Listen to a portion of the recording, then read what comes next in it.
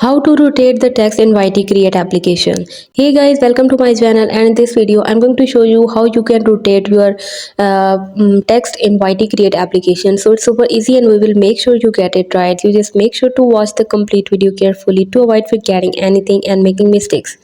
So let's get started. Open the YT Create application and you can select the desired project from there, and you can have to write the text.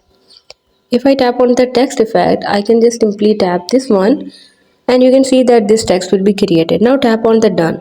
Now if I want to rotate that text, I can scroll down the down below list and you can see the rotation option. Tap on this and you can see this will be rotated. So you can put this in your desired position. So this is how you can easily rotate your text in YT Create application. Hope you guys like my video, and please consider showing your support by commenting, liking, sharing and subscribing to my channel for more valuable content in the future.